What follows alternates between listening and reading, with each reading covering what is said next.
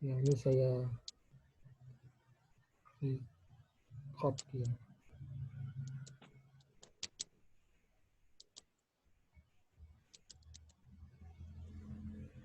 Bentar, copy dulu. Iya, ternyata setiap mahasiswa yang mau masuk ini harus saya approve dulu. Oh, Jadi ya. passwordnya ternyata enggak ada ya, betul enggak ada password ya. Iya, Tapi ternyata partisipannya ini kalau mau nggak ada masuk password. harus saya approve dulu. Nah ini caranya gimana nanti? Karena kalau saya tampilkan kalau saya tampilkan apa itu PPT dia nggak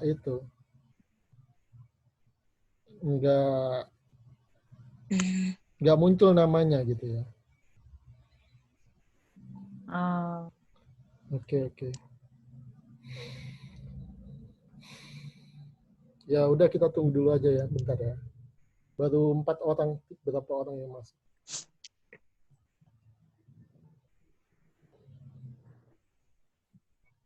Ini saya juga belum tahu nih berapa menit. Biasanya karena ada Zoom yang dibatasi cuma sampai 40 menit. Tapi kan PPT-nya kalian sudah pegang semua kan? Biasanya 40 menit, Pak. Iya. Sudah, Pak. Oke.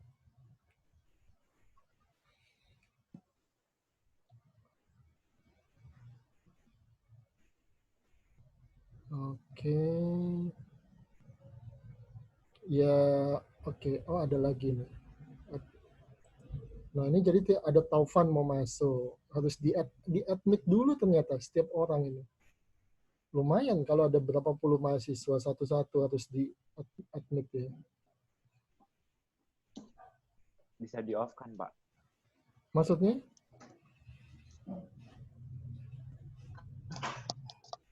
Bisa di auto-admit, Pak. Oke, caranya gimana? Caranya? Partisipan itu ada more. Oke, more terus ada yang bagian admit-nya, centangnya dilepas gitu, Pak. Diklik biar centangnya hilang. Allow enable waiting room. Nah, itu waiting room-nya diklik, Pak, biar dia nggak perlu waiting langsung masuk. Oh, dihapus saja centangnya? Iya. Oke. Oke, jadi enable waiting room-nya saya hapus ya? Iya, Pak. Oke.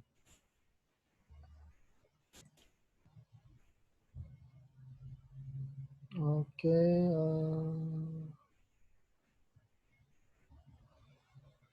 Ya, enable waiting room-nya sudah saya hapuskan. Jadi harusnya udah ini ya.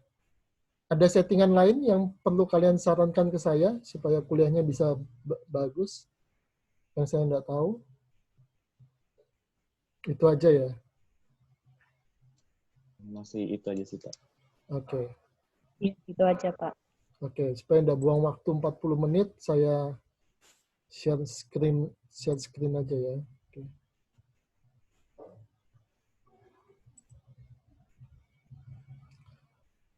Oke, ini 8. Oke. Ya, semuanya bisa dengar suara saya kan? Bisa, Pak. Oke. Bisa, Pak. Ya, kalau ada masalah temannya kasih tahu saya ya, misalnya enggak. Karena kalau saya share screen ini, saya enggak bisa lihat tampilannya kalian gitu ya. Jadi pada mahasiswanya itu enggak kelihatan. Atau memang bisa ditampilkan ya, selain di samping PPT-nya itu ada tampilan mahasiswanya. Enggak tahu ya.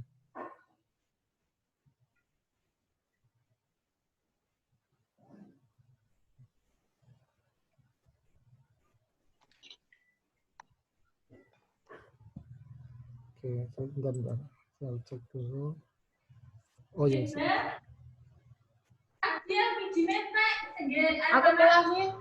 Aku kelasnya serius. Ril. Dipanggil mama. Loh, itu ada suara siapa itu?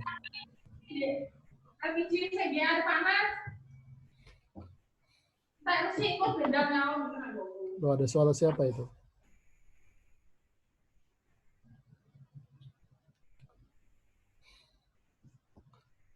Oke, bentar ya. Ah,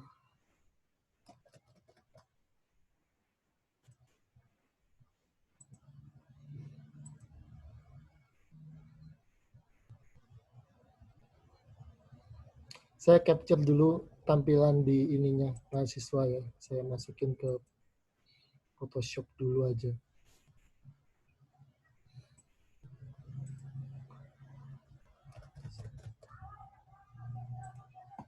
Bentar ya.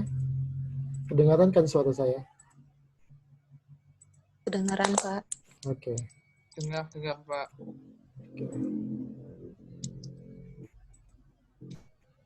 Bentar, saya save.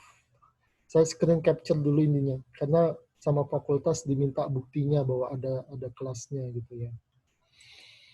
Saya screen capture dulu.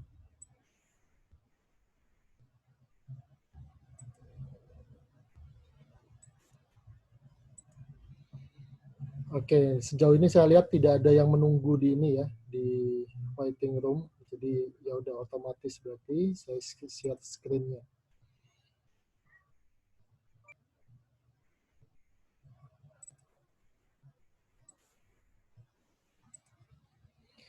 Ya, saya full screen kan.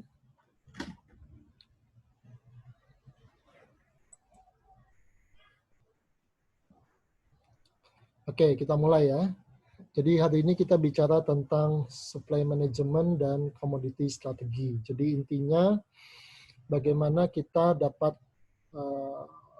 melakukan proses pemasokan hingga pada level strategi dari masing-masing komoditas yang kita supply ya. Oke, ini saya pakai laser pointer aja. Nah, secara umum perusahaan itu dia menghasilkan pendapatan dan kemudian dia akan berusaha meningkatkan pendapatan itu, atau alternatifnya untuk dia menghasilkan uang dia akan berusaha mengurangi biaya atau cost gitu ya.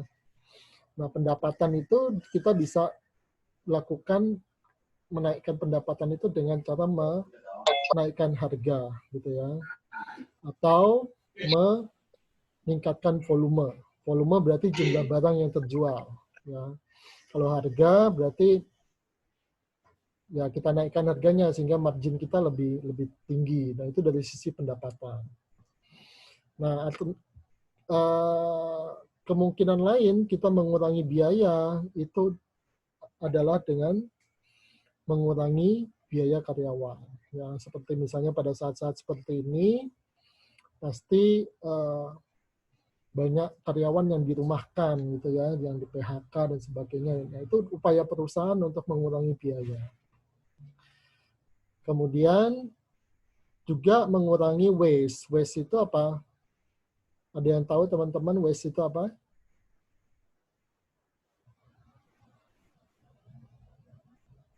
Apa itu waste? Waste? Sisa. Waste itu adalah bagian dari bahan baku ya, yang tidak terpakai dalam proses produksi kita. Ya, misalnya kita menggunakan ya sisa yang tapi bukan dalam pengertian limbah. Kalau limbah itu sama sekali tidak terpakai. Waste itu bagian-bagian dari bahan baku yang sebenarnya kalau kita bisa efisienkan, kita tetap bisa menggunakannya dengan baik gitu ya. Jadi meminimalkan waste-nya itu. Misalnya ada potongan apa itu triplex atau apa yang kita bisa kecilkan ukurannya gitu ya. Kemudian mengurangi biaya dengan cara mengurangi barang atau jasa yang kita beli. Itu kita dapat mengurangi biaya itu dengan cara apa? Mendapatkan pemasok atau supplier yang bisa memasok produk kita dengan harga yang lebih murah. Nah, jadi ada kemungkinan seperti itu. Tentu yang diinginkan perusahaan itu apa? Terutama itu increasing revenue. Jadi dia bisa meningkatkan pendapatan dia. Itu yang terutama diinginkan oleh perusahaan. Tapi kan tidak bisa seperti itu selamanya, karena dia menghadapi persaingan dan sebagainya yang cukup ketat. Ya. Kemudian dia juga akan berhadapan dengan kompetitor. Ya. Nah, alternatif lain tentu mengurangi biaya, apalagi kalau pada kondisi seperti ini ya. Anda tahu corona itu sudah memotong banyak sekali penjualan perusahaan ya. Dari yang saya dengar di lapangan itu, penjualan perusahaan itu hanya tersisa mungkin 10-20%. Ya, sektor-sektor tertentu sangat terpukul sehingga otomatis dia harus decrease cost. Ya. Oke. Nah, kemudian ini adalah strategi di dalam perusahaan, gitu ya. Strategi dalam perusahaan. Di atas, paling atas ini corporate strategi. Corporate strategi itu strategi di level induk perusahaannya. Jadi kalau dia punya induk perusahaan, corporate strategi itu strategi besarnya dia. Itu biasanya perusahaan-perusahaan yang konglomerasi, gitu ya. Kemudian ada business unit strategi. Business unit strategi ini bicara tentang strategi di tingkatan unit bisnisnya. Kalau bahasa sederhananya itu di dalam PT, jadi di dalam perseroan terbatasnya itu. Jadi kalau satu grup perusahaan itu punya beberapa PT-nya, corporate strategi itu adalah strategi grup. Sedangkan strategi PT secara spesifik itu adalah bisnis unitnya. Paham ya? Bisa ditangkap nggak? Halo? Bisa dipahami? Bisa, Pak. Oke. Bisa, Pak.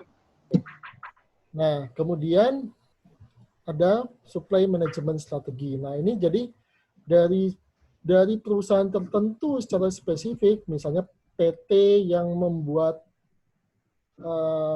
houseware plastik misalnya. Nah, kemudian dari situ bagaimana strategi pemasokan dari PT yang membuat houseware plastik itu. Nah, ini adalah supply management strategi. Nah, turun lagi menjadi commodity strategi. Commodity strategi ini ya strategi pemasokan pada bagian yang spesifik dari apa yang hendak kita pasok itu. Misalnya, kalau perusahaan itu membuat houseware dari plastik, ya misalnya salah satunya bagaimana strategi pemasokan dia untuk bahan baku plastiknya misalnya. Nah, itu commodity strategi.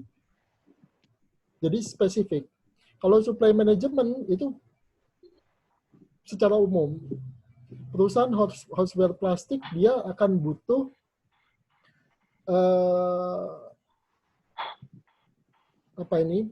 tidak hanya bahan baku plastik misalnya, tapi juga misalnya mesin, misalnya juga alat tulis. Nah, itu masuk di dalam supply manajemennya. Ya, bisa dipahami ya. Kalau ada pertanyaan silakan diinterupsi aja. Nah, jadi corporate strategi ini adalah definisi bisnis di mana kita berpartisipasi. Jadi ini bicara tentang industri ya. Kalau saya dulu di kuliah SIM itu ada pengertian industri. Industri adalah sekelompok perusahaan yang bergerak di bidang tertentu, ya. Menggarap pasar tertentu. Nah, ini corporate strateginya. Corporate strategi bicara tentang ini. Ya. Kemudian juga alokasi dan akuisisi dari sumber daya yang dimiliki oleh bisnis tersebut. Itu corporate strategi. Nah, masuk pada bisnis unit strategi. Strategi di tingkat PT, ya. Ini bicara tentang apa? Scope atau boundary dari bisnis tersebut. Jadi PT ini pada dasarnya bergerak di bidang apa? Karena mungkin saja kita punya grup, misalnya dia houseware plastik, kemudian ada pabrik panci, kemudian ada pabrik aluminium. Nah, itu corporate strategi, bicara tentang grupnya. Tapi kalau dia bisnis unit, itu bicara tentang PT tersebut secara spesifik berada di dalam industri mana. Nah, dikatakan bisnis unit ini yang menjadi basis dari keunggulan bersaing atau competitive advantage dari perusahaan tersebut. Competitive advantage itu keunggulan bersaingnya ya, keunggulan bersaing. Nah, baru turun lagi pada supply management. Ya, supply management ini bicara tentang apa? Kompetitif atau daya saing pada level bisnisnya. Dan dari sisi apa? Fungsional areanya, ya, sisi fungsional. Nah, turun lagi pada komoditi strategi. Ini yang spesifik ya, bagaimana kita membeli pasokan barang atau jasa tertentu yang spesifik sesuai kebutuhan unit bisnis kita itu. Misalnya kalau dia tadi pabrik houseware plastik, ya bagaimana dia melakukan proses pembelian untuk bahan baku plastiknya itu. Dan dikatakan ini akan mensupport higher level. Higher level berarti strategi di atasnya. Dia akan mensupport unit bisnis, akan mensupport corporate strategi. Nah, sifatnya dia dari atas ke bawah, dari mana ini? Dari corporate ke komoditi itu akan lebih detail. Jadi komoditi ini akan makin rinci. Sementara korporat ini akan lebih pada sisi garis besarnya. Ya. Nah, ini dia dikatakan merupakan satu strategi yang terintegrasi. Ya, dia bisa cross-fungsional, kemudian ada continuous improvement, perbaikan terus-menerus, ya. Kemudian sisi kinerjanya juga dilihat, ya. Kemudian ada strategi pemasokannya bagaimana. Gimana kita mendapatkan pemasok, bagaimana bernegosiasi dengan pemasok, sistem pemasokannya, pengiriman barangnya, delivery ordernya, dan sebagainya. Ya. Dan tujuan kita dari pemasokan itu apa? Misalnya mendapatkan barang yang berkualitas, atau misalnya mendapatkan bahan baku yang lebih murah. Nah, itu contoh sederhana. Oke, bisa suara saya terdengar ya masih ya? Nggak ada masalah ya dengan kualitas suara. Oke. Nah, kemudian perusahaan juga perlu menerjemahkan objektif menjadi goals, ya, tujuan, dari tujuan menjadi sesuatu yang hendak dicapai gitu ya, yang bisa dicapai. Dari sesuatu yang sifatnya objektif itu di tingkat korporatnya ya. Jadi lebih pada level-level korporatnya, goals itu sesuatu yang lebih detail yang hendak kita capai. Ya, misalnya di sini tujuannya adalah mengurangi biaya. Ya, bisa menjadi produsen yang low cost. Artinya low cost ya secara biaya produksi kita bisa lebih murah dibanding pemain lain yang sejenis dengan kita gitu ya. Misalnya dengan cara apa? Mengurangi biaya bahan bakunya sebesar 15%. Ya. Kemudian juga mengurangi level inventory yang dibutuhkan untuk memasok internal customer. Internal customer itu siapa, teman-teman? Siapa internal customer itu? Halo? Yang kerja di sana, Pak. Oke, ya berarti yang berada di dalam perusahaan kita sendiri. Ya. Misalnya kita sebagai bagian purchasing akan melayani bagian produksi. Nah, kita yang belikan bahan baku sebagai purchasing, produksi itu yang kita layani. Jadi internal customer kita itu sebagai bagian purchasing adalah bagian produksi. Ya. Nah, di situ dikatakan mungkin salah satu tujuannya mengurangi inventory bahan baku hingga 20 hari. Ini mungkin kaitannya dengan just in time ya. Paham ya? Just in time itu apa? Masih ingat ya? Just in time, JIT? Halo, just in time, masih ingat? Ya, Pak. Ya. Oke. Ya, Pak. Ini saya sebenarnya mau nampilkan kalian di sini ini gimana caranya ya? Nggak bisa muncul ya di samping ini ya. Oke. Ya udah, nggak apa-apa. Oke, just in time jadi tahu ya, prinsipnya just in ini terkait dengan just in time. Jadi perusahaan ingin agar bahan bakunya itu tidak menumpuk karena salah satunya karena kalau bahan bakunya menumpuk maka dia akan membutuhkan modal yang lebih besar. Selain itu juga selain modal lebih besar untuk beli bahan baku juga akan butuh untuk gudang, dan gudang itu Anda tahu cost karena dia harus sewa atau beli gudang yang baru. Ya. Nah, kemudian ini mungkin tujuan dari sisi teknologi, ya, mengoutsource aktivitas yang non-core. Non-core itu berarti bukan bisnis inti kita, ya. Jadi enggak ada masalah kalau kita serahkan ke pihak lain karena tidak mempengaruhi daya saing kita, bukan bisnis inti kita, gitu ya. Misalnya kalau kampus core-nya itu tentu dosen. Cleaning itu non-core, sehingga kalau Anda lihat di berbagai kampus, mana-mana cleaning itu selalu outsource, gitu ya. Kemudian mengurangi waktu pengembangan, ini tujuan lain misalnya. Waktu pengembangan ini terkait dengan time to market ya, kecepatan kita masuk ke pasar. Kalau kita masuk ke pasar itu terlambat, maka dia akan menyebabkan produk kita itu kehilangan momentum, sudah disalip oleh pesaing kan, karena Anda tahu bahwa produk baru itu akan selalu muncul dan kita seperti balapan aja ya. Jadi waktu pengembangan itu menjadi penting ya.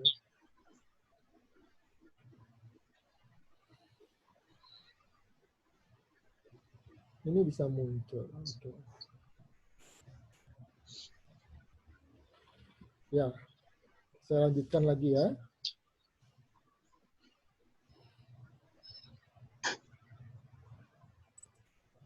Silakan kalau ada pertanyaan ya, diinterupsi aja.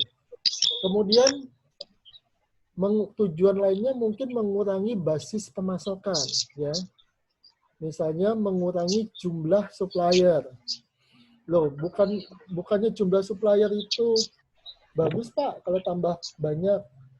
Ya, kalau kita masih dalam tahap trial dan error, ya tentu kita bisa menggunakan banyak supplier. Tapi kalau terus-menerus kita menggunakan pemasok itu banyak, tentu tidak efisien, menjadi birokratis, dan memakan waktu proses yang besar. Jadi kita, kalau sudah ketemu kunci pemasoknya, ya usahakan nanti pemasok itu hanya yang terpercaya saja yang kita pakai, dan jumlah supplier itu akan berkurang. Ya. Kemudian juga bisa bekerja sama dengan supplier, ya kayak kemarin soal UTS kemarin itu kan sebenarnya bicara seberapa jauh supplier kita itu bisa ikut dalam proses desain, ikut dalam proses produksi misalnya, kan membahas soal itu, ya.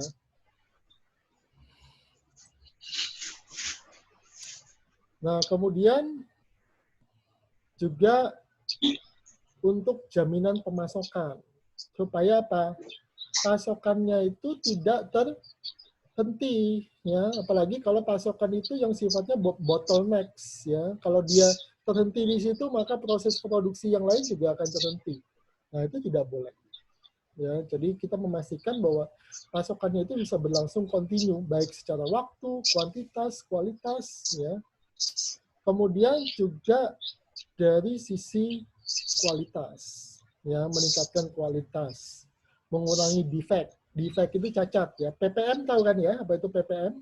Part per million, ya, bagian per sejuta, ya, bagian per sejuta dari semua yang diterima, dari semua yang diproduksi. Mengurangi defect. Defect itu barang yang cacat. Nah, kemudian ketika kita membelanjakan uang kita, dikatakan kita harus menilai, ya, melakukan market research, melakukan pengumpulan data, ya, kemudian melakukan penilaian terhadap jumlah yang dibelanjakan, melakukan pelatihan dan seterusnya. Ya. Juga memvalidasi kemungkinan melakukan penghematan dan kontribusi terhadap objektif perusahaan yang lain. Oke, sampai di sini tidak ada masalah, ada pertanyaan. Nah, kemudian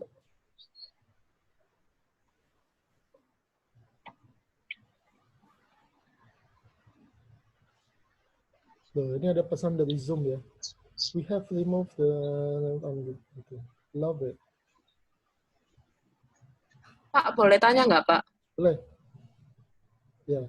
Pak, silakan. nanti ini di-share nggak, Pak, recordingnya? Kayaknya enggak. Kalau sudah live ini enggak biasanya. Oh, oke, makasih. Ya. Kenapa? Pengaruh di catatan ya. Didengerin aja nggak ada masalah kan. Toh kalian ujian, saya nggak tahu sih ujiannya kayak apa tuh nanti terserah Pak Jerry ya. Sudah dikasih tahu. Ketinggalan, Pak, masuknya. Oh gitu. Ya coba deh nanti saya masukin ke YouTube atau gimana ya. Oke. Ya, semoga kerekam dengan baik ini. Harusnya kerekam ini. Oke. Nah, kemudian berikutnya dikatakan apa? Apa ini maksudnya? Menuju pada proses pemasokan yang terintegrasi. Ya, jadi terintegrasi dengan fungsi yang lain di dalam rantai pasok kita itu. Misalnya terintegrasi dengan bagian produksi itu jelas. Terintegrasi dengan bagian keuangan, dengan marketing. Kan masing-masing nggak bisa jalan sendiri. Makanya dia di slide sebelumnya itu kan disebut sebagai internal customer. Ya. Oke. Nah, kita juga melakukan analisis terhadap pembelanjaan kita, gitu ya. Kemudian terkait dengan ini SOX nih, Sarbanes-Oxley. Sarbanes-Oxley ini undang-undangnya Amerika ya, jadi terkait dengan apa itu standar pelaporan keuangan ya. Jadi ya intinya bahwa laporan keuangan itu kan harus akurat ya. Jadi nggak boleh ngaco pengeluaran pendapatannya. Nah itu pasti akan terpengaruh oleh apa proses pembelanjaan kita sebagai bagian purchasing gitu ya. Nah, jadi harus akurat gitu ya, tidak ngawur, tidak angkanya harus tepat, efisien, efektif, mendapatkan harga yang termurah. Ya.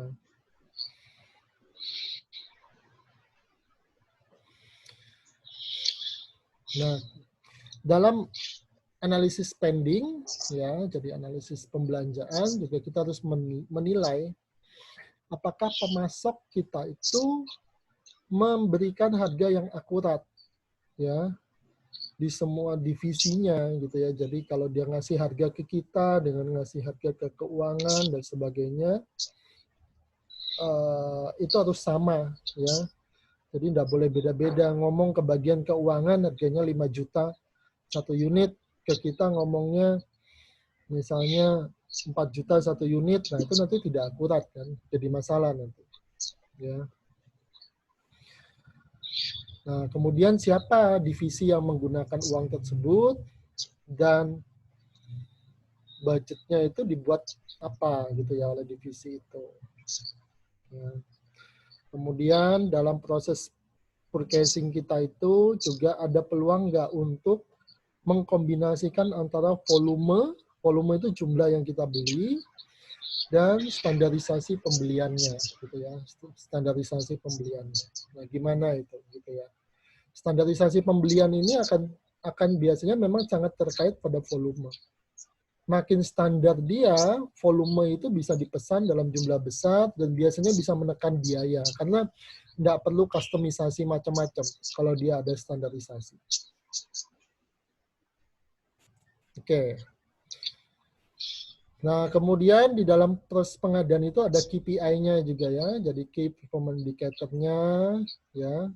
Average-nya berapa dan best in class itu berapa. Best in class ini biasanya dibandingkan dengan kompetitor kita. Ya. Dibandingkan dengan pesaing kita. berapa gitu ya.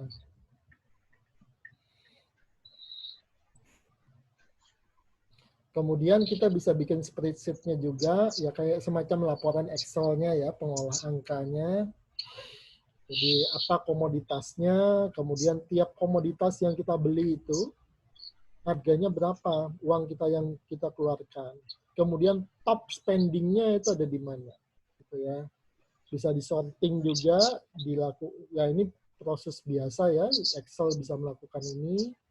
Ya, kemudian bisa dicari sehingga nanti mana yang top supplier-nya. Ya. Kemudian juga menemukan rata-rata pembelanjaan dari setiap supplier dan bisa menerapkan konsep Pareto. Pareto tahu kan ya? Masih ingat nggak? Konsep... Ya, halo? Iya, Pak. Ingat, Pak. 80-20 kan, Pak? Oke, betul. Jadi Pareto itu 20%, kita harus mencari 20% yang kita kerjakan yang berpengaruh terhadap 80%. Itu kan bisa kalian pakai juga untuk berbagai hal gitu ya. Jadi kalau misalnya kalian dapat tugas mata kuliah atau ujian dari dosen, kalian bisa lihat misalnya yang bobotnya paling besar itu yang mana, yang kalian fokus di situ. Yang lain-lain mungkin kecil. Nah, itu prinsipnya Pareto kan seperti itu. Oke. Nah, ini contohnya. Nanti ini bisa dilihat sendiri di ULS kan. Ini kan sudah ditaruh materinya di ULS. Saya lihat bahkan sejak 2 tahun yang lalu. Jadi saya tidak upload materi lagi ya, karena sama aja. Oke, kemudian ini belanja berdasarkan komoditasnya ya, berapa gitu ya. Kemudian pemasoknya berdasarkan komoditas ya. Energi, security, keamanan gitu ya, advertising. Jadi bisa dibuat cat-cat seperti ini ya, supaya memudahkan untuk pelaporan juga ke manajemen yang lebih atas. Ya. Pak, Ya. Pak Freddy. Ya. Ini kan supplier berdasarkan komoditas kan? Ya. Saya kok agak bingung ya. Kenapa bagian iklan, bagian rebate kok masuk dalam komoditas? Sebenarnya komoditas dalam procurement ini apa ya, Pak ya? Komoditas itu bisa juga berupa, komoditi itu kan sesuatu yang kita beli. Jadi enggak harus dia berupa tangible goods, tapi intangible juga bisa kan? Dalam konsep secara general ya. Yang memang biasanya kita enggak sampai ke sana, tapi kan ini contoh dari textbook aja. Jadi bahwa proses pemasokan itu ternyata bisa juga untuk sesuatu yang sifatnya intangible, tidak berwujud. Ya misalnya kita produksi sesuatu yang harus kita iklankan. Biasanya ada advertising agensinya kan, yang jadi pemasok iklan kita itu. Yang nanti dia akan melakukan advertising placement atau penempatan iklannya ke macam-macam pihak yang macam-macam media itu yang mana yang kita butuhkan. Gitu. Gimana? Paham, Pak. Makasih. Oke, thank you. Nah, ini sama ya. Ini cuma formatnya aja berubah gitu ya. Nah, ini mirip-mirip juga. Nah, kalau di sini ada persennya dari total spending kita berapa gitu ya. Ini yang nanti kita bisa lihat nanti ternyata sebagian besar spending kita itu ada di mana gitu ya. Kalau kita, ini akan berguna kalau kita mau berhemat. Ya, jadi mana yang bisa kita pangkas. Ya, terutama pada kondisi saat ini ya, di mana bisnis itu mengalami penurunan sangat drastis gitu ya. Data terakhir yang saya baca itu sudah 1 juta lebih deh tenaga kerja yang dirumahkan maupun di PHK di Indonesia. Hanya dalam bulan Maret. Ya, 1 juta lebih. 1 juta lebih yang dirumahkan. Tidak harus di PHK ya, mereka ada yang dirumahkan tapi masih dikasih gaji atau digaji dengan dengan nilai yang lebih kecil gitu ya. Oke, bisa saya lanjutkan ya. Kalau ada pertanyaan silakan. Ya, ini proses strategic sourcing-nya. Jadi mulai tahap pertama membangun timnya dulu ya. Tim ini biasanya cross functional team. Jadi tim yang sifatnya lintas divisi ya. Jadi meskipun kita purchasing, tapi ada semacam cross functional team yang sifatnya manajerial. Manajerial itu berarti dia ada pada pucuk pimpinannya yang nanti akan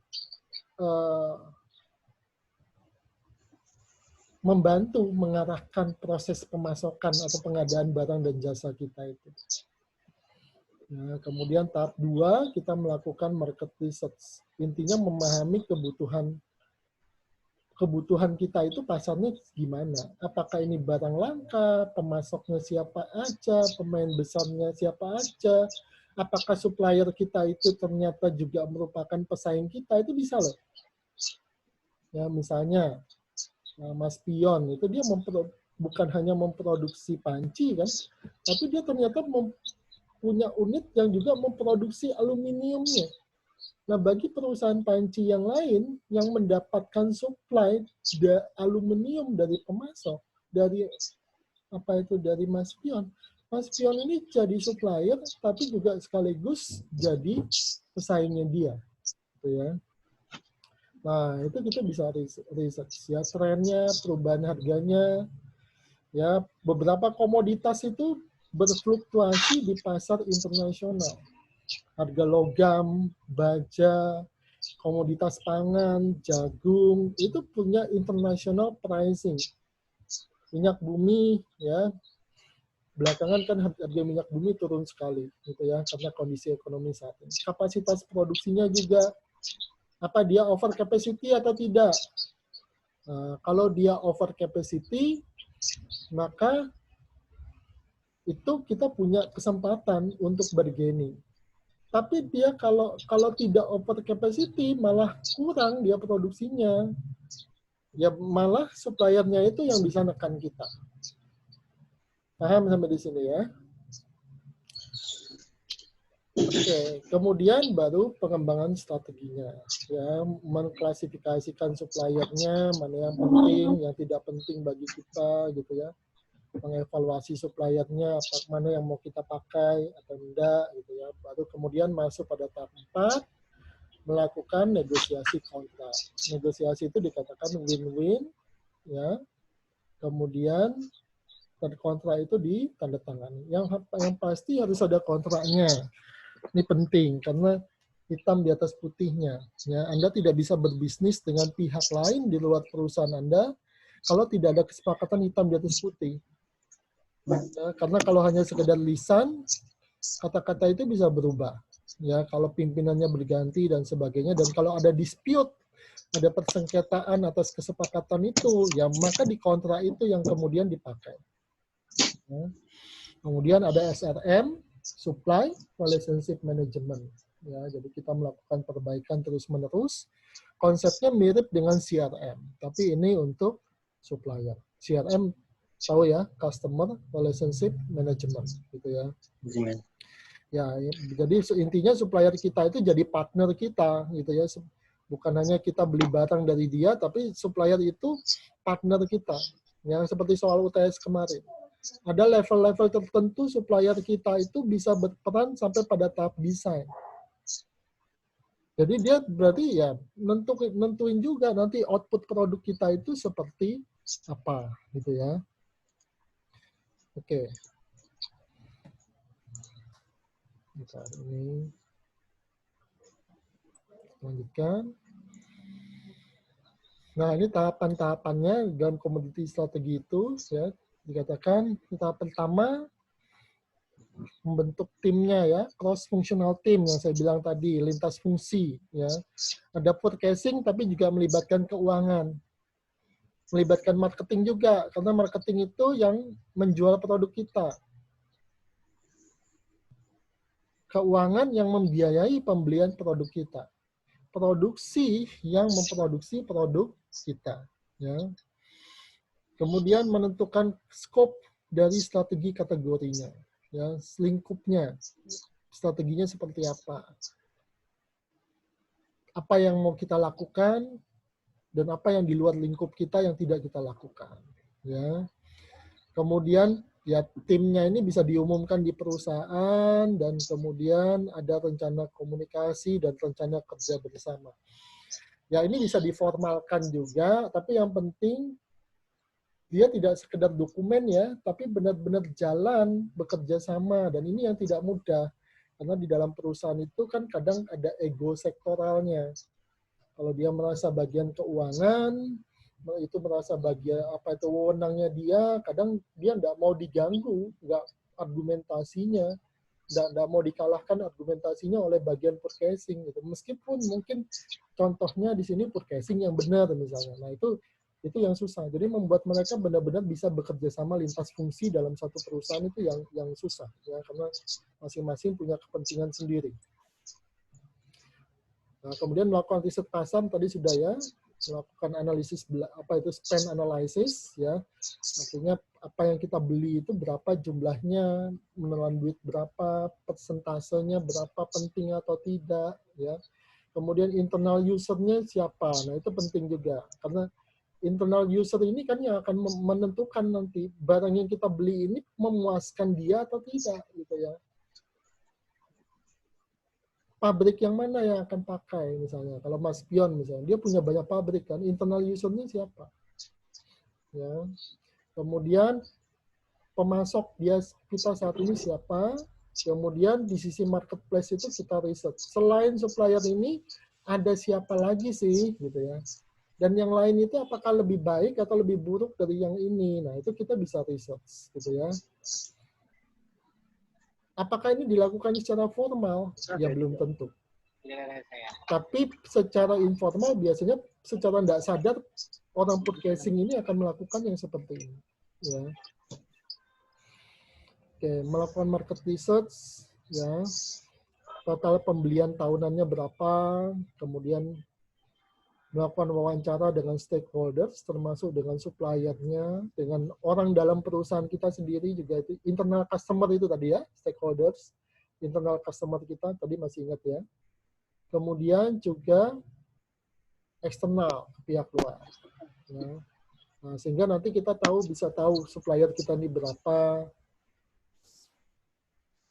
yang merupakan supplier kunci itu siapa. Jadi supplier kunci ini berarti ada yang non kunci dong, ya ada. Jadi supplier yang tidak terlalu penting, ada supplier yang penting. Kemudian tren harganya berapa. Nah itu isu lingkungan kalau dia menimbulkan limbah dan sebagainya ya. Kalau ini kan akan pengaruh nanti ketika kita berhadapan dengan pemerintah dan lingkungan sekitar gitu ya. Nah, itu. Tren teknologinya, ya ini kemajuan teknologi, biasanya kemajuan teknologi akan mengubah produksi, teknologi produksi. Ya. Regulator ini peraturan pemerintah, gitu ya. Nah, jangan bertentangan dengan aturan pemerintah. Oke, ada pertanyaan kah? Kemudian kita melakukan triangulasi, ya, jadi mengkontraskan data, membagikan data itu dari berbagai sumber, dari dalam maupun dari luar perusahaan kita sendiri. Ya. Snowball sampling ini metode riset ya. Kalau kalian belajar riset nanti akan diajari seperti ini. Laporan investasi ini biasanya laporan yang dikeluarkan oleh pemerintah gitu ya. Ini kalau kita punya konsultan gitu ya. Nah, internet ada banyak sumber yang bisnis yang sifatnya gratis gitu ya. Headline ini di koran atau di mana gitu ya. Nah, itu. Nah, di dalam market research itu ada apa itu? Porter ya. Porter. Masih ingat ya porter itu apa?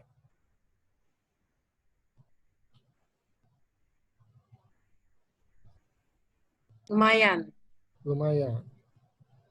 Apa itu porter? yang apa trade untuk trade pesaing baru kita.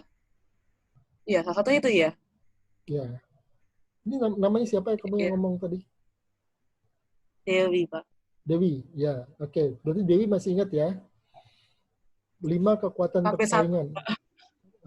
5 kekuatan persaingan. Nanti di slide berikutnya ada.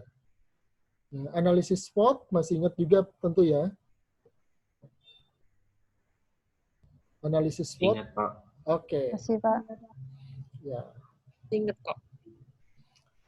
Yang internal yang mana?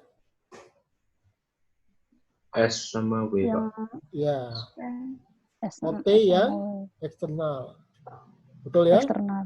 Oke. Iya, Pak. Iya, Pak. Nah, OT itu dia yang keluar. Berarti berada di luar lingkungan bisnis. SW itu yang di dalam. Kemudian melakukan benchmarking. Benchmarking itu kita membandingkan. Dibandingkan dengan siapa? Dengan industri. Kemarin masih ingat ya definisi industri itu apa?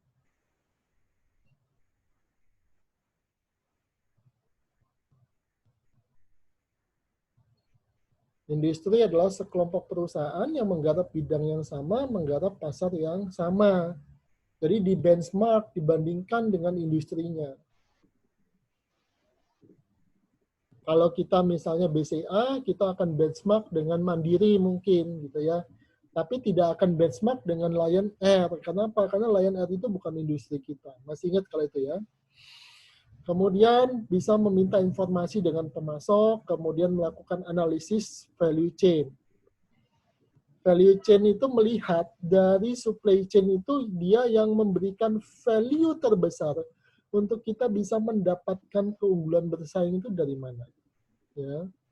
Kemudian kita juga melakukan research terhadap pemasok. Ya. Kita lihat pemasoknya siapa aja, barang yang mereka jual, kemampuan produksinya, kemampuan delivery-nya, dan seterusnya.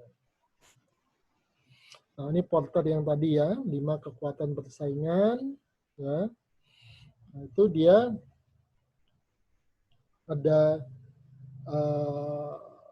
5 kekuatan yang nanti mempengaruhi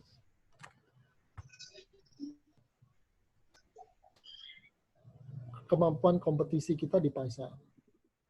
Ini masih ingat atau ada yang sudah ada yang enggak paham atau gimana nih 5 kekuatan ini?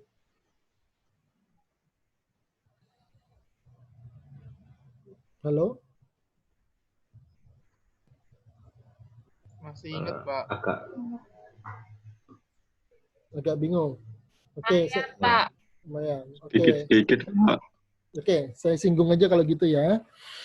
Nah, jadi Porter ini nama orang ya, Michael Porter, dia yang menjelaskan tentang strategi bersaing.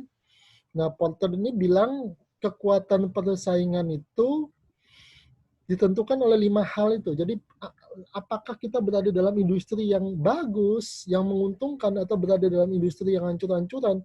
Menurut teorinya Porter itu ada 5 kekuatan ini. Yang pertama, ancaman pemain baru. Ancaman pemain baru itu gini, jadi kalau industri itu pemain barunya gampang masuk, tentu dia akan lebih sengit persaingannya dibandingkan kalau pemain baru di dalam industri itu jarang, susah masuknya. Nah, itu tentu akan berbeda. Ya. Nah, kemudian juga tekanan dari substitusi. Kalau industri kita itu banyak produk penggantinya, tentu akan sengit persaingannya. Dibanding kalau industri kita itu susah dicari produk penggantinya. Ya. Kemudian apakah supplier kita itu, misalnya supplier yang langka. Kalau dia langka, barangnya susah, nah supplier kita itu bisa menekan kita. Ayo kamu tak kasih harga sekian, kamu mau beli atau enggak, gitu ya. Kemudian juga dari sisi pembeli. Ya, pembelinya itu juga bisa menekan kita. Kalau dia misalnya membeli dalam jumlah besar, dia bisa menekan kita. Kemudian dari internal pasar kita itu sendiri, sesama pesaing. Ya, misalnya produsen baja, tentu dia akan bersaing dengan sesama produsen baja yang lain. Bisa dipahami sampai di sini? Hello? Ya, Pak. Iya, Pak. Ya, Pak. Oke. Bisa. Ya. Nah, kemudian kekuatan yang lain adalah ini yang di luar five forces ya, ada globalisasi ya. Pada saat terjadi pandemi corona saat ini, Anda bisa merasakan bahwa globalisasi ini jadi satu kekuatan. Ketika produksi itu terhenti di Cina, banyak manufaktur atau pabrik di Indonesia juga kelimpungan untuk apa? Mencari bahan bakunya. Karena ternyata bahan baku itu tidak bisa kita hasilkan di dalam negeri di Indonesia sendiri. Obat, bahan baku industri, manufaktur, kan sangat banyak ketergantungannya. Ya. Digitalisasi, nah itu akan pengaruh. Ya. Akan pengaruh. Kenapa? Karena digitalisasi ini memungkinkan misalnya terjadi e-commerce. Orang bisa jualan dari mana saja. Dan berarti dia membuat apa pesaing kita itu menjadi banyak gitu ya. Deregulasi ini adalah aturan yang dibuat oleh pemerintah terkait dengan bisnis, dan biasanya deregulasi ini merujuk pada usaha pemerintah untuk membuat aturan itu menjadi lebih mudah gitu ya, nggak bulet, nggak birokratis. Nah itu namanya deregulasi. Nah, kalau aturan pemerintah itu dibuat deregulasinya mudah untuk dimasukin, berarti kompetitor itu juga akan mudah, karena makin banyak orang yang tertarik berinvestasi mungkin di bisnis kita, gitu ya. Nah, kira-kira begitu. Ada pertanyaan dulu. Pak, deregulasi contohnya bagaimana ya, Pak? Deregulasi itu misalnya kebijakan pemerintah untuk memperbolehkan investor asing masuk ke satu industri yang sebelumnya industri itu dibatasi. Jadi asing nggak boleh masuk mungkin. Atau asing boleh masuk tapi hanya boleh masuk sebagai pemegang saham minoritas. Dan sekarang boleh masuk. Atau prosedur masuk ke dalam industri itu dipermudah. Misalnya kalau mau bikin pabrik, ada analisis dampak lingkungan, ada birokrasinya yang dulu susah. Sekarang dia dipermudah oleh pemerintah. Sehingga nanti orang bikin pabrik lebih mudah. Nah, kalau orang bikin pabrik lebih mudah, berarti pabrik kita akan banyak punya pesaing. Oke, bisa dipahami sampai di sini? Oke, saya lanjut. Nah, ini internal, ini Porter juga ya. Tadi saya udah garis bawahi, tapi tadi tinggal di apa ya, disinggung ini. Ini ada detailnya. Jadi slide ini poin-poin, sebenarnya slide ini sudah cukup detail. Poin-poin itu dia jabarkan lagi. Nah, tapi yang saya jelaskan itu ya ini penjabaran. Ya. Ini persaingan dengan sesama industri. Ya. Kecepatan pertumbuhan industrinya. Ini seperti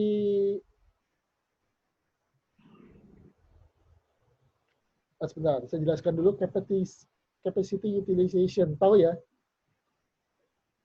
Ini kapasitas terpakai kita. Misalnya, kalau pabrik kita itu sebenarnya punya utilisasi 1 juta unit per hari.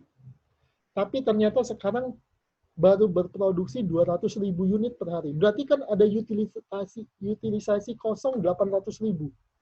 Betul ya? Nah, 800.000 ini nanti yang akan menyebabkan mungkin pabrik perusahaan kita atau pesaing kita, yang mana yang mengalami kondisi itu, akan terdorong untuk, ya udah deh, gimana supaya pabrik saya itu bisa utilisasinya naik, tapi gak apa-apa tak jual murah. Nah, itu kan mempengaruhi persaingan di dalam industri itu kan. Paham ya? Nah, halo? Paham ya? Paham, Pak. Paham. Oke. Nah, kemudian juga kecepatan pertumbuhan industri. Ya. Dan exit barrier. Exit barrier ini kalau kita mau keluar dari bisnis itu, misalnya bisnis itu tidak menguntungkan lagi, mungkin ada exit barrier-nya. Misalnya apa? Modal yang sudah kita terlanjur investasikan. Misalnya kita sudah terlanjur invest 1 triliun misalnya. Mau keluar dari bisnis itu kan 1 triliun itu mungkin akan hilang. Nah itu jadi exit barrier kita. Jadi mau keluar tapi kita sudah kadung invest di sana, itu exit barrier bagi kita. Ya. Kemudian yang ini ya, kecepatan pertumbuhan industri ini ibaratnya adalah kolamnya dengan ikannya. Yang ideal kan ikannya itu mungkin tidak terlalu banyak, kolamnya besar. Betul ya? Nah, ikan itu seperti pemain-pemain yang ada dalam industri. Kolam itu adalah ukuran pasarnya. Bisa ditangkap ya? Suara saya jelas kan ya? Putus-putus. Jelas sekali, Pak. Oke. Oke. Ya, kalau enggak pakai video jelas. Kalau pakai video, pengalaman saya yang dulu malah jadi putus-putus. Nah, kemudian perbedaan produk ini juga ya pengaruh. Switching cost ini gini, kalau kita menggunakan satu produk tertentu, maka untuk kita beralih ke produk yang lain, itu konsumennya akan mendapatkan kesulitan. Itu switching cost. Itu tidak mudah. Misalnya, kalau kita punya printer. Printer itu menggunakan tinta tertentu kan. Nah, kalau kita mau ganti tinta, berarti ganti printer. Itu switching cost namanya. Nah, itu mungkin akan menyebabkan kita tetap aja pakai tinta yang itu karena printernya nggak bisa ganti, gitu ya. Nah, sama. Kalau kita misalnya punya supplier itu sudah invest atau kita sudah invest tertentu di supplier itu, kita mau ganti supplier itu lebih susah. Ya. Kemudian diversity pemasoknya, keberagaman pemasoknya. Makin pemasoknya beragam, kita makin banyak pilihan. Tapi makin pemasoknya gak ono, artinya satu-satunya dia yang bisa masuk, ya otomatis makin susah kondisinya. Paham ya? Nah, kemudian teori Porter berikutnya adalah ancaman pemain baru. Ya. Yang pengaruh itu apa? Capital market. Masuk ke dalam bisnis itu butuh modal besar atau enggak? Kalau dia butuh modal besar, tentu tidak semua orang bisa masuk. Ya. Kemudian ketersediaan tenaga kerja yang terlatih di bisnis itu, gitu ya. Jadi kalau tenaga kerja yang ahlinya terbatas, ya mungkin pemain baru susah masuk karena dia susah merekrut orang juga, gitu ya. Kemudian akses terhadap teknologi, input ini bahan baku ya. Atau saluran distribusi yang kritikal.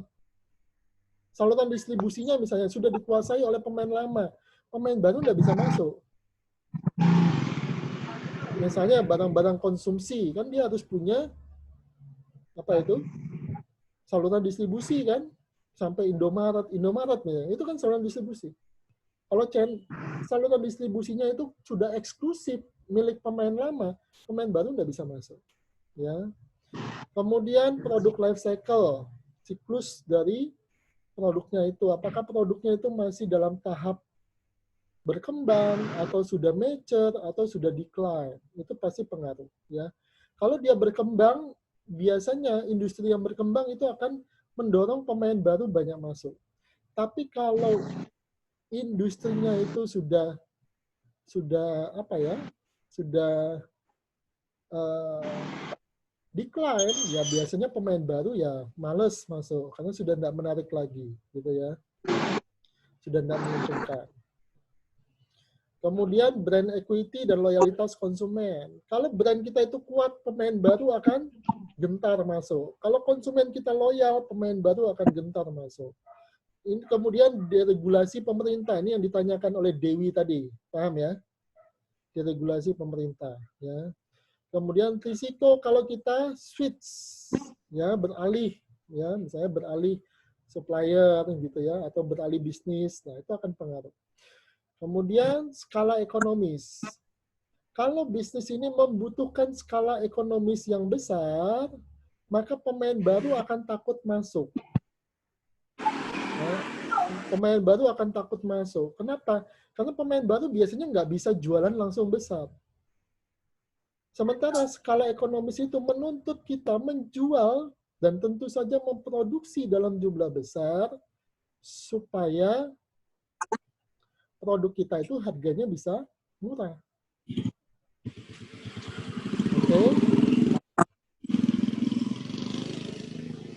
Nah, berikutnya adalah tekanan dari substitusi, ya. Produk pengganti, ya. Substitusinya dianggap sama atau tidak gitu ya. Misalnya beras dengan jagung dengan sagu. Orang kan bisa makan beras, bisa makan jagung, bisa makan sagu gitu ya. Tapi dianggap sama enggak? Belum. Kalau di konteks Indonesia saya pikir dianggap tidak sama. Karena orang Indonesia tuh concernnya lebih pada nasi, bukan pada sagu atau yang lain, kecuali di daerah tertentu. Kemudian harga relatif dari produk pengganti ini, kemudian biaya peralihannya. Tadi contoh saya apa? Kalau kita mau ganti tinta, kita harus ganti printer. Nah, cocok nggak ganti tinta ini dengan mengganti printer biayanya gitu ya. Kemudian juga kecenderungan pembeli untuk beralih gitu ya. Apakah dia punya kecenderungan yang besar atau tidak? Atau dia cenderung loyal. Pokoknya aku naik gak merek ini gak gelem gitu ya. Nah itu propensity dari pembelinya. Kemudian bargaining power dari pembeli ya. Kalau pembelinya terkonsentrasi, pembelinya membeli dalam jumlah besar, dia bisa nekan kita. Barangmu tak beli, tapi harga segini. Tapi aku belinya 1 miliar. Nah, tentu itu akan bisa menekan kita, gitu ya. Kemudian biaya peralihan pada pembeli, kemudian sensitivitas dari pembeli. Pembelinya itu sensitif nggak terhadap harga? Jadi kalau misalnya pembelinya itu sensitif terhadap harga, ya dia akan cari produk yang lebih murah. Dia akan pindah ke produk yang lebih murah. Dan kemudian apakah produk kita itu memiliki perbedaan dengan pesaing. Ya. Oke. Nah, kemudian juga brand kita. Kalau brand kita kuat, misalnya kayak Unilever dengan Pepsodent, nah itu kan susah bagi yang lain untuk merek di luar Pepsodent untuk masuk. Nah, itu akan susah gitu ya. Dan itu bisa menjadi daya tawar kita terhadap pembeli gitu ya. Misalnya Anda perhatikan di Indomaret itu Ciptaden itu pasti lebih sering promosi dibandingkan Pepsodent, betul ya? Kenapa? Karena dari sisi brand Pepsodent itu meskipun tidak promosi mungkin dia tetap relatif lebih laku dibandingkan Ciptaden misalnya. Ya. Kemudian dampak terhadap kualitas atau performa, ya, dan kemudian profit dari pembelinya. Kalau misalnya itu mempengaruhi profit pembelinya, tentu dia akan menekan kita, gitu ya. Kemudian ketersediaan substitusi juga, dia bisa pindah kalau substitusinya banyak pembeli. Oke. Kemudian ini sama ya, ini sama dengan pembeli. Tapi ini adalah pemasok. Tapi prinsipnya sama dengan pembeli. Ya, jadi dia bisa harga dari inputnya, kemudian teknologinya, kemudian ancaman forward dan backward integration. Tahu ya backward forward integration itu apa?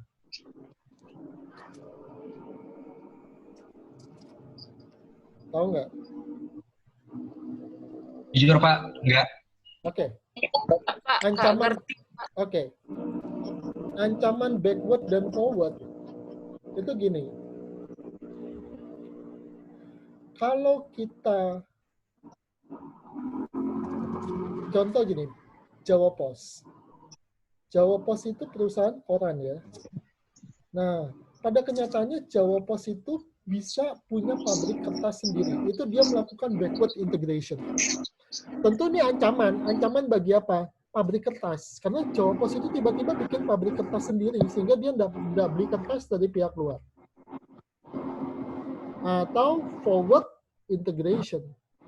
Jawa Pos itu tiba-tiba bikin perusahaan mesin cetak sendiri, sehingga dia tidak mencetakkan korannya di luar perusahaannya. Itu backward dan forward. Bisa dipahami ya? Bisa dipahami? Bisa, Pak. Oke. Nah, kemudian kapasitas industri kita. Intinya, kalau kapasitas industri kita itu masih lebih kecil produksinya daripada kapasitas yang seharusnya, maka supplier itu dia bisa menekan. Jadi dari sisi suppliernya ya. Jadi kalau kapasitas produksi suppliernya itu masih kosong, kita bisa menekan. Tapi kalau enggak, suppliernya yang menekan. Ya, nah itu terkait dengan konsentrasi supplier juga. Konsentrasinya gini, suppliernya besar dan dia menguasai pasokan. Atau suppliernya pecah-pecah, ada banyak supplier yang kecil-kecil. Yang punya daya tekan tentu supplier yang konsentrasinya besar, gitu ya. Kemudian penting tidaknya volume bagi supplier. Kalau suppliernya itu harus memproduksi dalam jumlah besar, maka dia tentu akan mengutamakan pembeli yang membeli dalam jumlah besar, walaupun dia harus memberikan diskon, misalnya kepada kita. Bisa dipahami ya? Oke? Bisa, Pak. Ya. Nah, ini analisis SWOT, internal dan eksternal. Saya pikir nggak perlu selalu ini ya. Nanti bisa dibaca sendiri. Benchmarking, pada intinya tuh kita membandingkan ya dengan industri lain. Kalau SWOT tadi tidak ada masalah kan ya. SWOT itu di dalam perusahaan dan di luar perusahaan kita. Analisis SWOT tadi yang kalian jelaskan. Ya, benchmarking ini kita membandingkan, intinya membandingkan dengan pemain lain dengan kita. Kalau kita BCA, kita akan bandingkan dengan Mandiri. Gitu ya. Kemudian ada request for information. Ya. Request for information, ini kita sebagai calon pembeli akan meminta informasi dari pemasok kita. Ya, jadi kita mencari informasi tentang produk yang disuplai oleh pemasok kita. Dan ini bukan dokumen yang mengikat, jadi ini bukan kontrak ya. Jadi masih ibaratnya masih cari-cari informasi lah. Kamu jual barang apa aja, mesinmu kayak apa, tolong kasih dong aku informasi ya. Tapi biasanya bukan sekedar ngomong, ada dokumen yang diberikan oleh calon supplier ya. Terutama kalau pemasokannya itu dikatakan jumlahnya besar, mengeluarkan uang banyak, atau kompleks. Kompleks itu misalnya spek mesin ya. Nah, kemudian juga riset terhadap pemasok. Ya, kita lihat struktur biaya dari pemasok kita, kekuatan keuangan pemasok kita gimana, kepuasan konsumen yang selama ini menggunakan pemasok kita gimana. Loh, perlu Pak, kita tahu kekuatan keuangan pemasok, perlu nggak? Perlu nggak teman-teman? Perlu, Pak. Ya, perlu. Karena kalau dia nggak punya duit, nanti dia produksi barang kan nggak bisa, gitu ya. Kemudian kapabilitas dia seperti apa, gitu ya, kemampuan produksi dia, kualitas produksi dia, kemampuan dia untuk memproduksi dengan teknologi terbaru, misalnya seperti apa, ya, kecocokan pembeli dengan pemasok, nah, seperti apa, nah, itu uh, perlu kita riset gitu ya, suppliernya itu. Nah, kemudian kita melakukan pengembangan strategi ya, analisis portofolio. Ini ada masuk mana komoditas kita ini, critical, rutin, bottlenecks dan sebagainya. Ini nanti slide berikutnya aja ya, saya skip dulu. Kemudian pengembangan strategi ya, kondisi keuangan, kita lihat perencanaan produksi kita, kemudian regulasi, kemudian hubungan jangka panjang, ya, kemudian bobot dari supplier kita itu seberapa penting bagi kita, gitu ya. Pak, maaf, Pak, Ya. itu ada yang suaranya berisik, Pak. Nggak konsen, Pak. Iya, Pak. Bisa Berarti di-mute mungkin, Pak, sama Bapak. Oke, itu suara dari mana ya? Siti, Pak. Kalau bisa di-kick aja, Pak. Di-kick aja, Pak. Siapa itu? Tapi saya tahu suara itu dari mana? Dari participants. Dari Ada Siti, suara Pak. kok.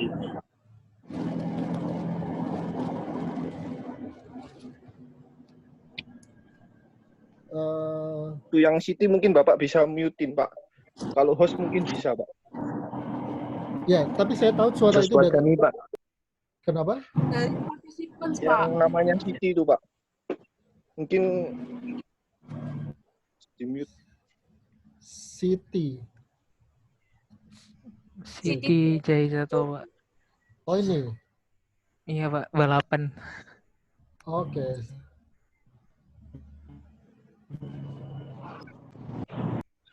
AFK, Pak. Itu, Pak. Oh, Siti sudah saya mute loh. Ya, sudah ini, Pak. Bisa dilanjutkan. Terima kasih, Pak. Sudah Makasih, Pak. Berarti kita nggak bisa dengerin, Pak. Gimana? Kita tidak bisa mendengarkan dengan baik, Pak, karena ada suara sepeda motor, Pak. Oke, Makasih. sekarang sudah kan? Sudah, Pak. Terima kasih, Pak. Oke. Loh, kalian tahu itu suaranya itu dari mana? So tadi mic kita Partisipan, semua Pak. mati, Pak. Mic kita semua Kan mati. bisa kelihatan, Pak, siapa yang ngomong, Pak. Oh, oke. Ya. Oke, bentar ya.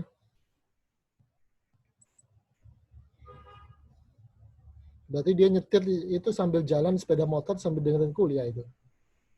Mungkin, Enggak, Pak. Pak. Itu nyalain Pak. Nggak kuliah itu, Pak. Nah, itu. Dengan sepeda motor, Pak. Dari tadi sudah di-chat, tidak balas. Oke. Boleh Berarti- diulangi nggak, Pak? Boleh, bentar ya.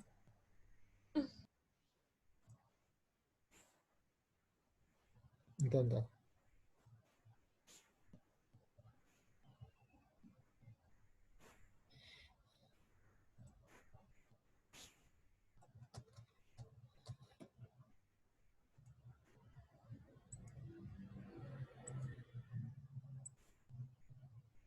Oke, saya share screen tadi. Ini. Oke, sampai sini tadi ya. Halo? Iya, Pak. Oke. Ya, Pak. Ya, Pak.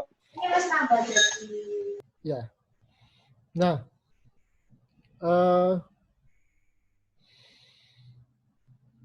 ya kita bisa melakukan analisis portofolio ini. Jadi mana yang komoditas yang sifatnya bottleneck, critical, rutin, leverage.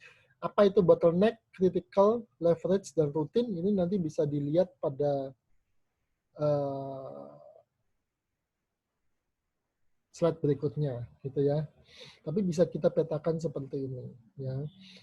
Ini kompleksitas atau risiko. Yang makin ke atas, dia makin besar. Artinya yang bottleneck commodity dan critical ini risikonya makin besar, makin ke atas. Ini yang sumbu X secara value dia makin ke kanan makin besar, secara nilai uang, gitu ya, makin ke kanan makin besar, ya. Nah, ini misalnya leverage commodity dan critical commodity ini secara value dia menjadi makin besar. Oke.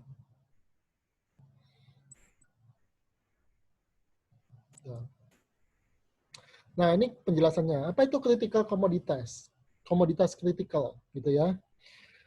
Penting pada profitabilitas dan operasi kita. Jadi barang ini penting bagi profit dan operasi dari perusahaan kita. Profit itu keuntungan ya. Kalau profitability berarti kemampuan perusahaan kita menghasilkan laba. Produk yang dipasok ke kita, kalau dia merupakan critical commodity, berarti dia penting ya. Kemudian hanya ada sedikit pemasok yang berkualifikasi, punya kualifikasi untuk memasok barang itu. Ya. Kemudian expenditure-nya bersifat besar. Ini kayak hukum Pareto tadi ya, yang 80% gitu ya mungkin ya. Kemudian desain dan kualitasnya penting ya. Jadi desain dan kualitas dari supplier kita itu akan menentukan desain dan kualitas dari produk kita. Dan biasanya merupakan produk yang speknya itu kompleks, artinya spesifikasinya rumit. Atau dia bersifat rigid. Rigid itu berarti harus dipatuhi gitu ya. Nah, kemudian juga critical commodity strateginya melakukan partnership, kerjasama ya. Ini mirip dengan soal UTS kemarin yang saya buat itu ya. Jadi kalau dia kritikal, biasanya dia terlibat dalam desain dan sebagainya ya. Kita bekerja sama dengan lebih dekat gitu ya. Dan suppliernya juga berperan lebih besar menentukan desain, menentukan spesifikasi dan sebagainya. Kemudian taktiknya kita meningkatkan peran dari supplier. Apa beda strategi dan taktik? Strategi ini di level top management. Kalau taktik ini penjabaran dari strategi, jadi di bawahnya gitu ya, level menengah, level operasional. Oke.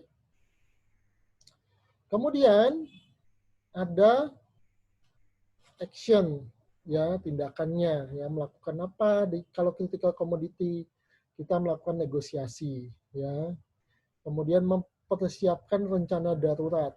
Ya, kemudian mengelola suppliernya dengan baik, termasuk proses bisnisnya, menganalisis pasarnya dan menggunakan spesifikasi fungsional. Jadi yang bisa dipakai lah oleh produk kita itu ya, yang jalan di produk kita. Nah, itu yang kita pakai. Nah, kemudian komoditas yang sifatnya rutin. Banyak alternatif produknya, banyak sumber pemasoknya, jadi bisa pindah kemana-mana gitu ya.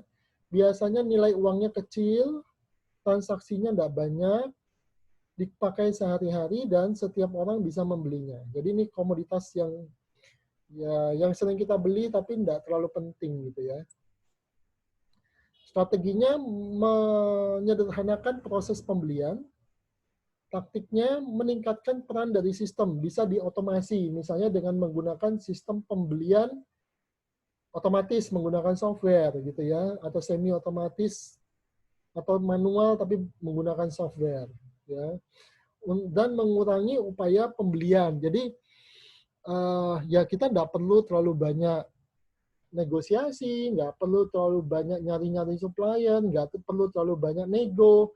Pokoknya prinsipnya ya tinggal melakukan pembelian berulang gitu aja.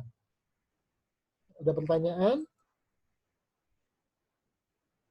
Tidak, Pak. Oke. Tumben ya ini ya. Zoom-nya baik hati ini. Kita nggak diputus dalam 40 menit. Yang lain-lain? Saya kelempar, Pak, tadi, Pak. Hah? Kelempar karena nggak tahu kenapa kelempar, Pak. Jadi pada saat Bapak menjelaskan kritik ke komoditi, saya nggak dengerin, nggak terpaksa. Maksudnya kelempar gimana? Jadi ketutup sendiri Zoom-nya. Oh, tapi di sisi saya enggak ya. Berarti punya kalian tuh tetap di... Internet koneksi saya, Pak. Oh ya. Tutup aja videonya. Saya kan juga enggak pakai video ini. Saya enggak pakai video kan, saya tidak memunculkan wajah saya gitu ya. Itu upaya saya supaya internet koneksinya tidak terlalu berat. Ya, tapi ya kalian nutup wajah kalian ya nggak apa-apa. Ya saya percaya kalian gitu ya. Ya mau belajar atau gimana ya, itu up to mahasiswanya sendiri ya. Tapi itu memang akan mengurangi beban internetnya gitu ya, supaya nggak terlalu berat. Kemarin itu saya rapat pakai video, putus-putus bolak-balik. Akhirnya ya saya putuskan untuk videonya dimatikan aja. Untuk sisi saya gitu ya. Oke, lanjut ya. Kemudian untuk komoditas yang sifatnya rutin, kita supply base-nya kita rasionalisasi. Jadi maksudnya Pak, suppliernya nggak perlu banyak-banyak gitu ya. Kemudian proses pemasokannya bisa diotomasikan menggunakan ED, menggunakan kartu kredit, menggunakan software. ED itu Electronic Data Interchange ya. Jadi ya semacam mengkoneksikan kita dengan supplier. Kemudian procurement yang sifatnya tanpa stok ya, dan meminimalkan biaya administrasi karena ini kan berulang ya.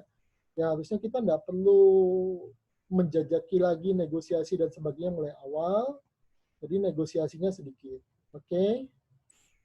Berikutnya adalah leverage commodity. Leverage itu komoditas yang bisa menjadi pengungkit gitu ya. Leverage itu kan pengungkit ya. Cirinya apa? Expenditure-nya besar. Komoditas ini kalau misalnya contohnya Pareto ini yang 80% gitu ya. Kemudian kapasitasnya besar, inventory-nya juga berlimpah. Memiliki banyak alternatif produk dan jasa ya. Kemudian juga proses pemasokannya itu banyak yang memiliki kualifikasi. Jadi supplier yang bisa memasok itu wakil gitu ya, banyak ya. Kemudian pasarnya biasanya sensitif ya karena kita belinya jumlah besar atau industri atau pemain lain belinya jumlah besar ya dia menjadi sensitif gitu. Nah, itu leverage commodity. Ini suka muncul-muncul ini. Nah, hilang. Strategi dari leverage commodity berikutnya, memaksimalkan keunggulan komersial kita. Gitu. Jadi kalau kita bisa beli dalam jumlah besar, ya kita bisa minta potongan harga. Gitu ya. Taktiknya kita mengkonsentrasikan bisnis kita. Gitu. Jadi membeli, kalau misalnya kita butuh kertas, ya beliau kertasnya dalam jumlah besar. Gitu ya. Dan memelihara kompetisi. Jadi kita cari supplier yang bisa memberikan harga terbaik dibandingkan gitu ya. Kita bisa bargaining, loh supplier yang lain harganya segini, mau nggak harga segini juga. Nah, kita bisa bandingkan seperti itu. Ya. Kemudian tindakan kita terkait komoditas yang sifatnya leverage ini adalah melakukan competitive bidding. Jadi melakukan lelang yang sifatnya kompetitif gitu ya, yang menang ya yang harganya termurah, kualitasnya masuk gitu ya. Kemudian mengeksploitasi siklus pasar atau tren pasar. Ya, kalau misalnya barangnya lagi berlimpah di pasar, ya kita bisa nekan suppliernya gitu ya. Kemudian melakukan koordinasi pengadaan. Kalau kita punya 5 pabrik, 5-5-nya butuh kertas, ya jangan masing-masing pabrik beli kertas terpisah sendiri-sendiri. Gabungkan permintaannya sehingga jumlah pembeliannya besar dan kita bisa dapat diskon. Ya. Kemudian menggunakan standar industri. Kalau standar industri berarti tidak banyak kustomisasi. Kalau tidak banyak kustomisasi, suppliernya juga tidak repot. Kalau suppliernya tidak repot, proses produksi mereka tidak repot, kita bisa menekan harga. Karena dia memproduksi punya kita, bisa memproduksi punya orang lain juga suppliernya. Kalau produk yang diproduksi itu standar, tidak custom, gitu ya. Nah, kemudian juga melakukan active sourcing. Active sourcing itu jadi kita mencari suppliernya itu secara aktif, membandingkan dan sebagainya, gitu ya. Oke, kemudian bottleneck commodity, ya, speknya kompleks dan bisa menimbulkan bottlenecks. Jadi kalau ini enggak ada, ya proses produksi selanjutnya tertahan, gitu ya. Kemudian sumber pemasokannya sedikit, ya. Supplier yang bisa memenuhi itu sedikit, kemudian dampaknya besar terhadap operasi perusahaan kita, dan sifatnya merupakan teknologi baru, gitu ya. Nah, itu bottleneck. Ada pertanyaan dulu. Halo? Nggak ada, Pak.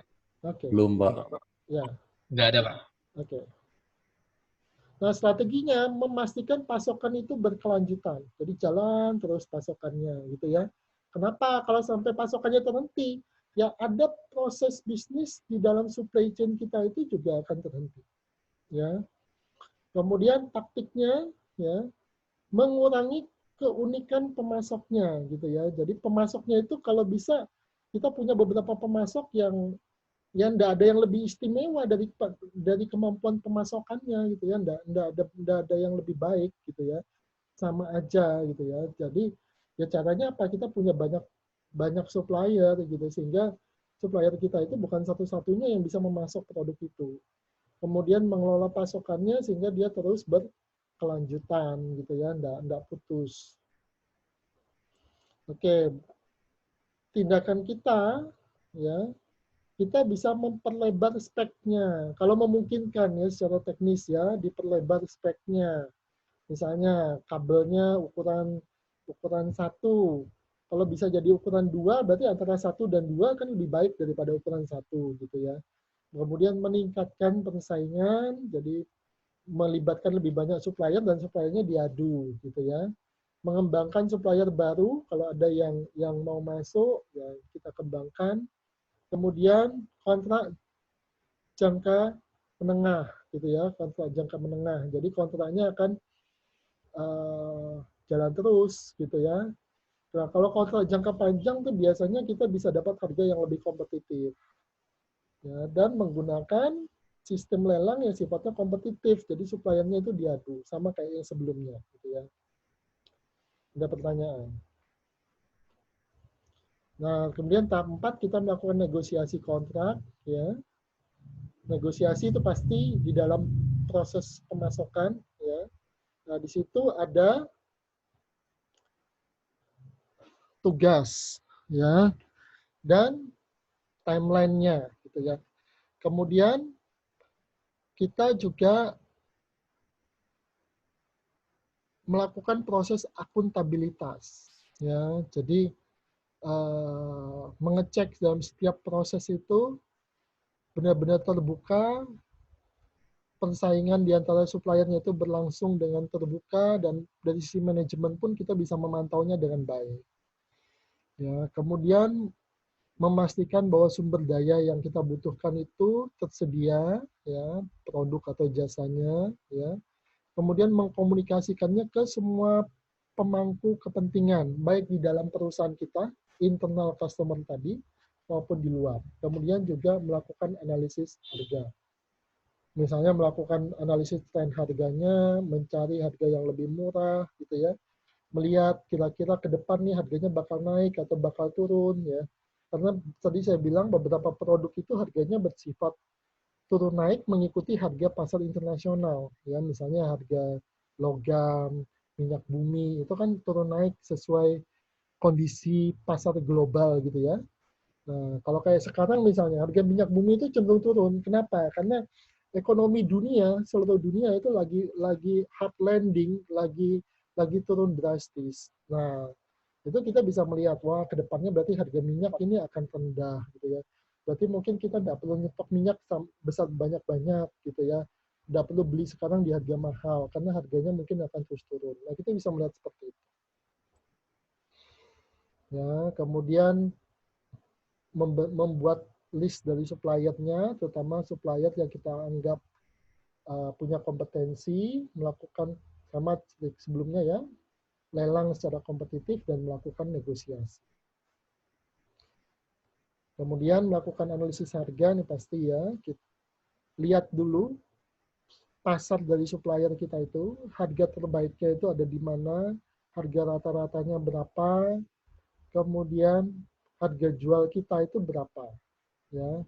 Kemudian memantau tren ini tadi saya bilang ya, misalnya kalau kayak logam itu dipengaruhi oleh harga di pasar internasional. Juga mungkin dipengaruhi oleh harga dolar. Kalau dolarnya naik, dia akan ikut naik. Dolarnya turun, dia akan ikut turun gitu ya. Nah, itu analisis harganya. Kemudian melakukan lelang secara kompetitif. ya.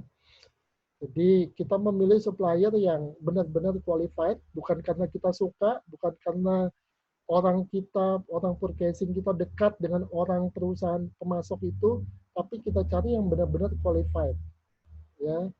Apalagi kalau bukan sekedar karena kita dikasih amplop atau dikasih bingkisan, terus supply-nya kita serahkan ke mereka, wah tambah kacau lagi itu kan.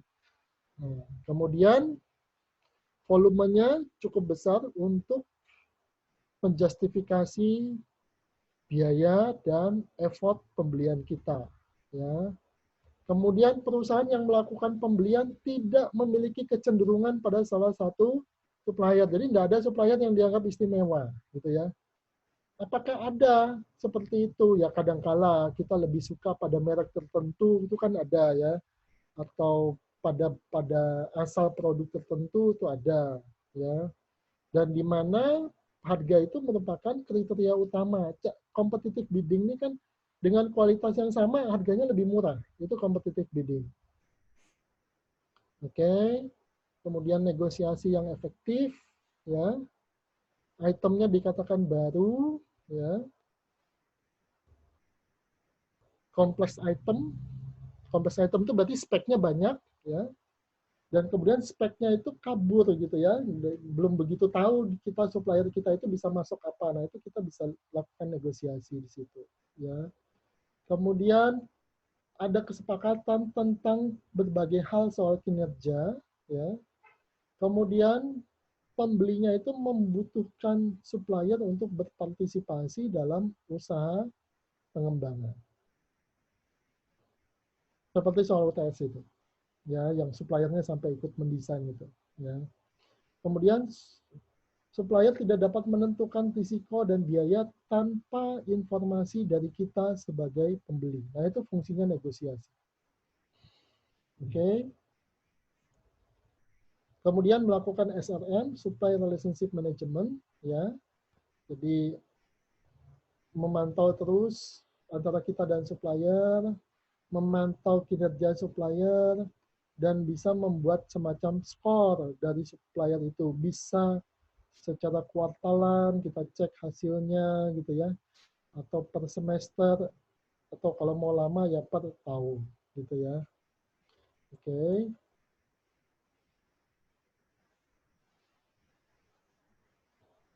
Nah, kemudian juga melakukan proses monitoringnya, ya. Melakukan meeting secara reguler gitu ya. Kemudian membagikan hasilnya dengan pimpinan perusahaan, ya. Kemudian menilai persepsi dari internal customer dan supplier kita. Internal customer tahu ya tadi teman-teman ya. Halo? Tahu, Pak. Ya, oke. Iya, Pak. Kemudian Ya, tahu menentukan, sekali, Pak. Oke. Kemudian menentukan jika tujuan kuncinya itu sudah tercapai, kemudian menyediakan feedback, ya, memberikan apa ya, umpan balik gitu ya dalam proses pemasakannya itu. Nah, kemudian ini strategi-strategi yang kita bisa lakukan, optimisasi supply base-nya. Jadi suppliernya nggak usah terlalu banyak supply base-nya. Suppliernya mungkin ya tetap harus lebih dari satu, tapi nggak perlu banyak-banyak dan pokoknya itu supplier andalan gitu kan, yang bagus-bagus gitu ya. Kemudian manajemen risiko dari suppliernya. Nah, sekarang ya kalau supplier kita dari Cina, Anda nggak akan bisa masukkan barang dari Cina ke Indonesia. Karena apa? Karena di sana kan terjadi lockdown, dan kalau Cina itu kan lockdown-nya ketat gitu ya, nggak boleh produksi beneran, benar-benar di lockdown dia karena corona itu.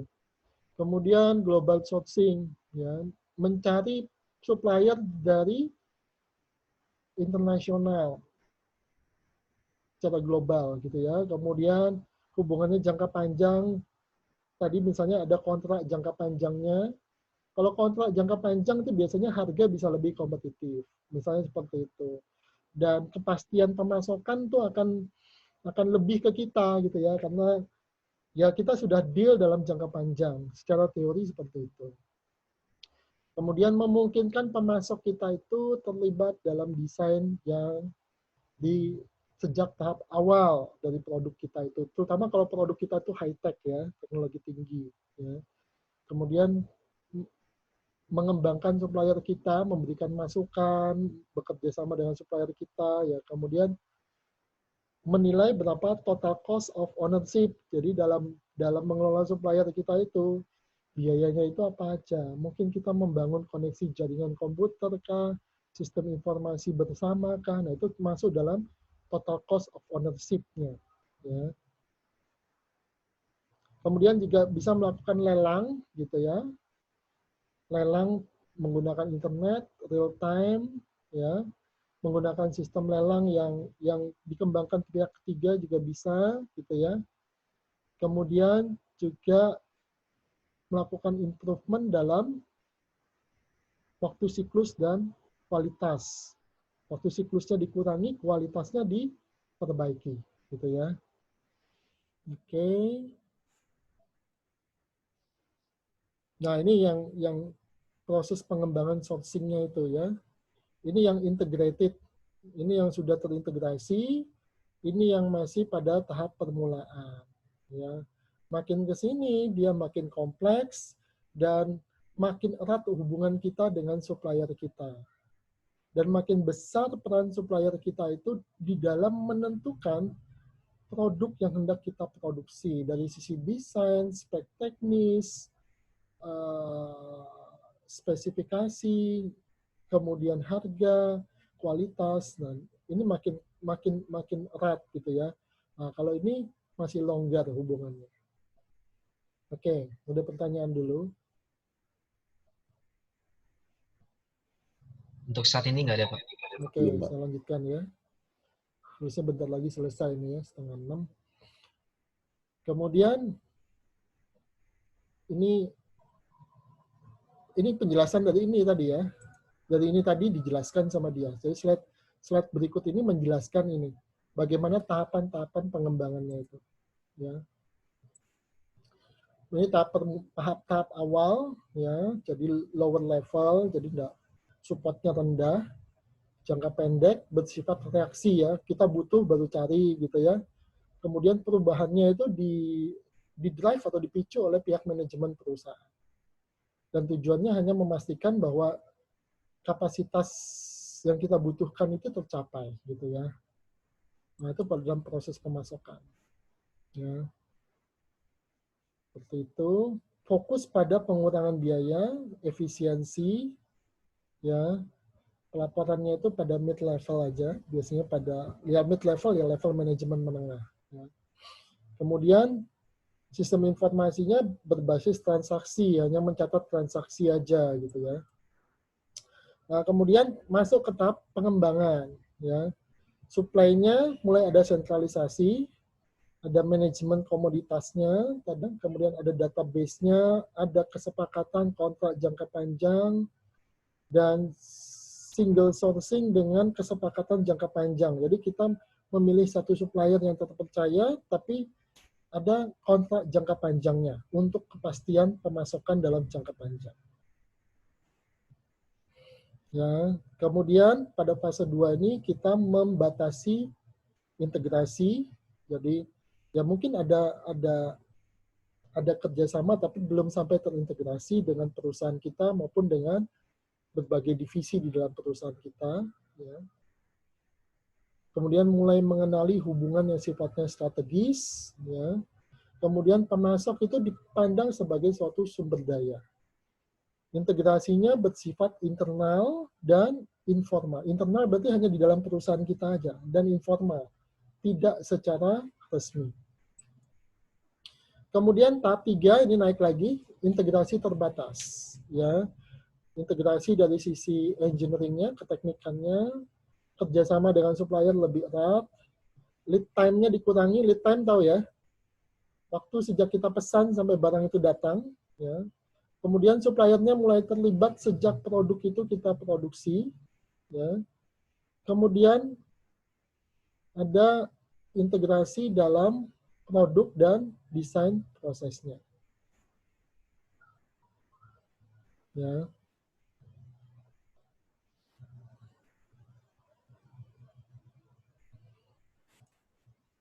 Kemudian integrasi berikutnya adalah mengevaluasi pada, ini masih fase 3 ya, fase 3, mengevaluasi pada kontribusi yang sifatnya strategis, integrasi yang sifatnya fungsional, kemudian fokus membangun keunggulan bersaing, ya. Kemudian fokus pada konsumen eksternal yang kuat, ya. Kemudian ada database yang sifatnya global. Dan ada pemodelan atas biaya total yang kita butuhkan. Ini fase 3. Oke. Kemudian fase 4, ini yang terakhir, integrasi yang sifatnya penuh, gitu ya. Fokus pada sifat yang kerjasama yang strategik. Strategik itu berarti yang mencapai tujuan bersama yang sifatnya sangat penting bagi perusahaan dan berjangka panjang, gitu ya.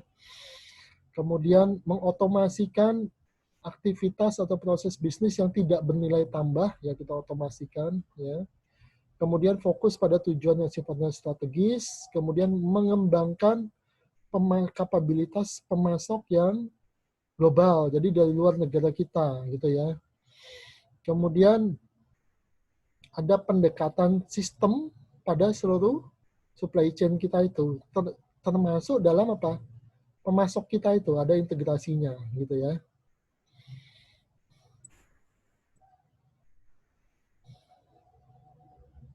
Nah, dikatakan hanya ada sedikit organisasi yang bisa mengeksekusi secara penuh fase 3 dan 4 itu, karena dia kompleks, karena dia membutuhkan komitmen yang tinggi, butuh sumber daya yang tinggi, dan kemudian butuh optimalisasi terhadap supplier yang kita butuhkan.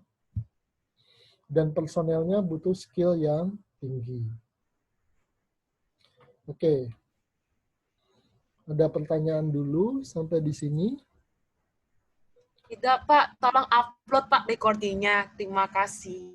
Oke. Ya, saya hentikan dulu. Habis berapa giga satu kali online gini? Berapa mega? Maksudnya pakai internet ya, Pak? Iya.